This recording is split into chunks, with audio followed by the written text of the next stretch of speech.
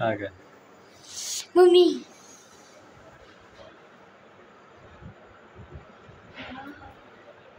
Ingat betul. Dumbbell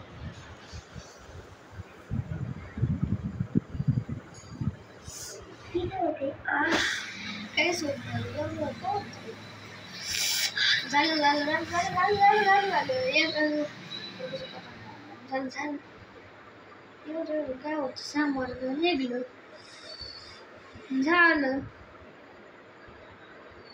Baba